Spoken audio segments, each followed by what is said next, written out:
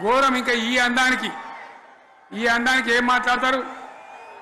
కేసీఆర్ నువ్వు రా అసెంబ్లీకి, నీ కాయగూరు కూడా ముచ్చట్లు తింటానికా? పిల్లలు అడిగితేనే మీరు జవాబు చెప్తలేరు. 20% కమిషన్ తీసుకుంటాను కేటీఆర్ మాట్లాడితే ఆయన లేచి భుజాలు తడుముకుంటాడు. నీకెందుకయ్యా బాధ? నువ్వు తీసుకుంటేనే నీకు బాధ ఉండాలి కదా. ఓ తమ్ముడు అన్నాడు హైదరాబాద్లో, ఆయన ఇల్లు కూడా కొడితే, కేసీఆర్ అన్నా యాడున్నావు, నువ్వు రావాలే. కత్తి వాన్ చేతులు పడితే యుద్ధం నన్ను చేయమని పడుతుంది. నేను ఈరోజు ఆ పెద్ద ఆయన ఒక మాట అడగదలుచుకున్నా.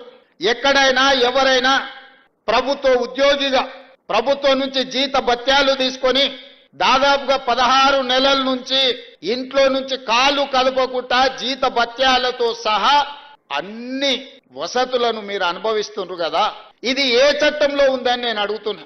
ఇప్పటి వరకు 65 లక్షల రూపాయల జీతం తీసుకున్నారు, బంగ్లా తీసుకున్నారు, కారు తీసుకున్నారు, వసతులు తీసుకున్నారు.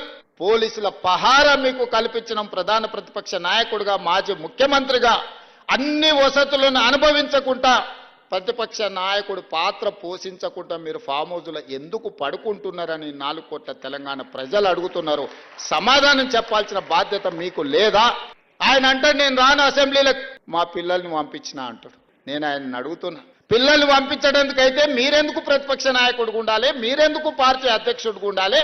మీరెవరు సభకు రాని ప్రతిపక్ష నాయకుడు మమ్మల్ని ప్రశ్నించే నైతిక హక్కు మీకున్నదా?